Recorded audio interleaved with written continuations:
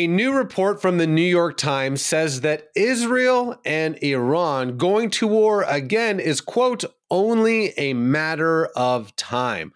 Well, Beni Sabti, an Iran expert at the Institute for National Security Studies in Israel, joins us now. So, Beni, what is Iran up to right now?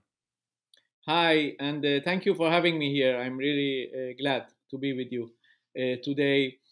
Uh, we have to understand that when we talk about Iran, it's not only about the physical threats, the missiles, the bullets, the guns, the nuclear threat. It's always also about the narrative, what they tell to themselves or tell us, how they can convince themselves or us that they are still powerful, they are kind of an empire, and they want to return to their power again and again.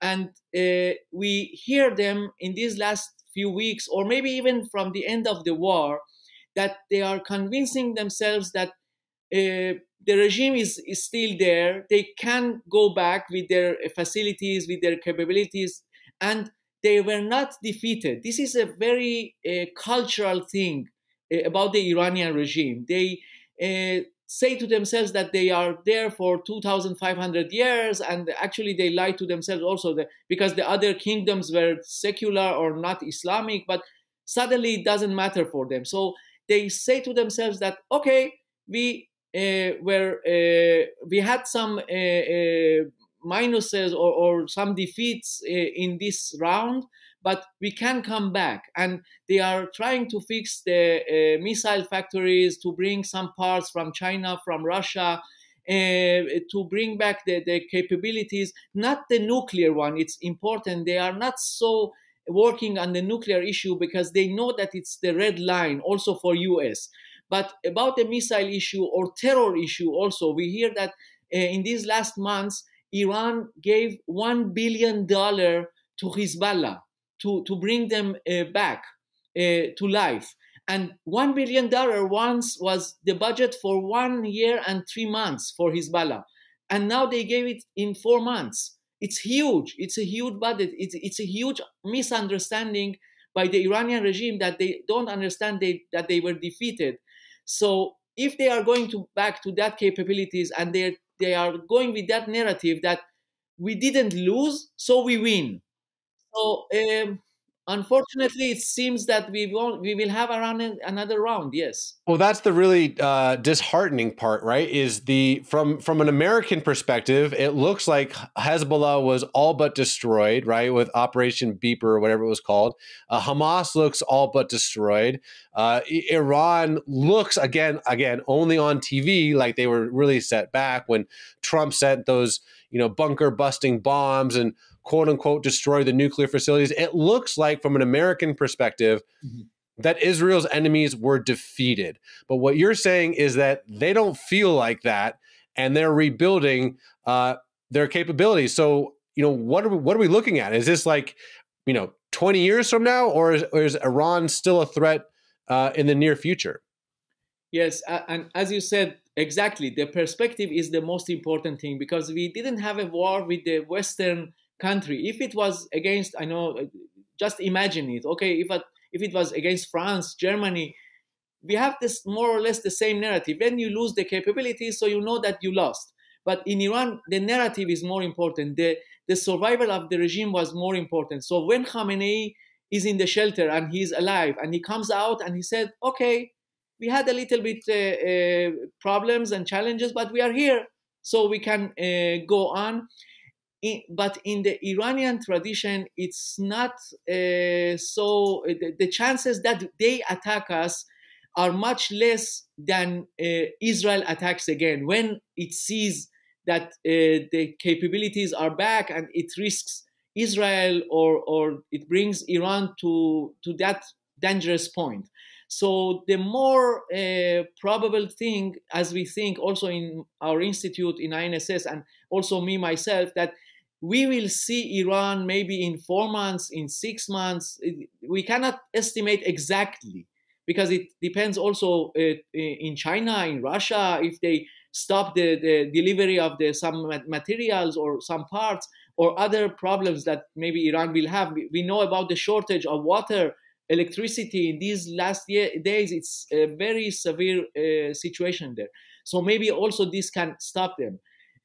But we estimate that it can be a matter of around 4 to 6 months and not Wow. less than that.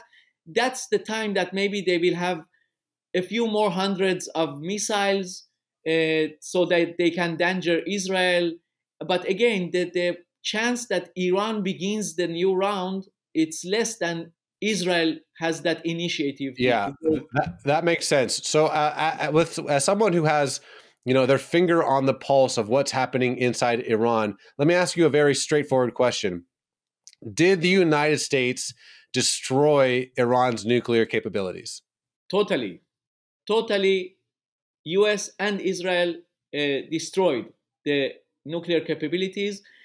When you talk about the nuclear facilities or capabilities, 60% is like 100% because it's a delicate science. You cannot go to that place again and react it like it was a regular. It's not a regular factory. You cannot work in a room that is radioactive and it has to be complete and without any scratch even.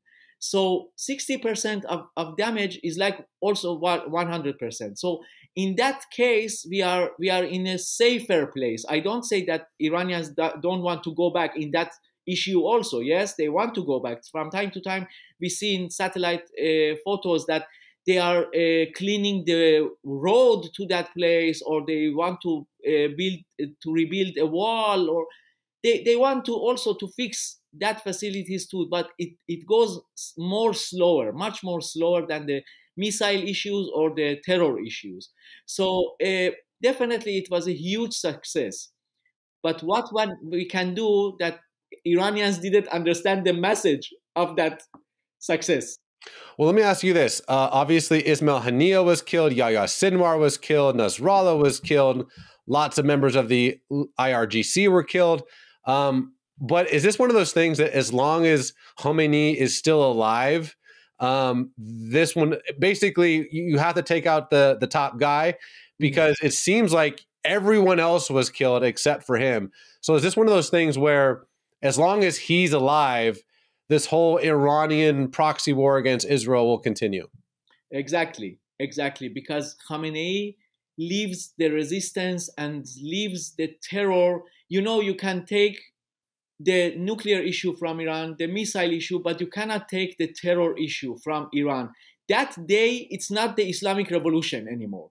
If you take the terror part out of that, it's not that Iran that we know. It will be more regular country. The Hezbollah was established only about 4 or 5 months after the success of the Iranian revolution. In May or June 79, some Iranian IRGC officers took themselves without asking anyone and flew to Lebanon and they established Hezbollah. This says to you so much that we took Iran and now we go to the other mission. This was their kind of way of thinking. So yes, that those leaders are not with us. Thank God. It was a very important operation to take out all of them. Nasrallah was the most important maybe, but unfortunately we are giving them time. To the other ones who came, Naim Qasem in Hezbollah, other ones. Hamas is a different story. It's a more complicated story because they are also Sunnis and Islamic Brotherhood. And they learned also Israel better than the others because we are so neighbors and we are so into each other. So they know more about how to survive. But in the Shiite militias, Hezbollah and others also in Iraq or in Syria, yes, we took out all of these personalities, but we shouldn't give them more time to rebuild themselves and also the leaderships. The leaderships are the most important thing. And when the leadership is again there and feels strong, the missiles will come after that, the budget will come, the training, everything will come back. So we have to be on them all the time, maybe taking them out again. I think we have to also, not just bombing some facilities. In these regimes, it's all about these personalities. And it was the best thing in Iran in the first night of the war when we neutralized 40 generals and 18 scientists of the nuclear issue. So they are the capability. Their being there, their minds, their way of thinking, the science, of course, in the scientists' minds. So when they are not there, Iran regime is much weaker. But if they have time to rebuild also that figures, so it's a challenge again.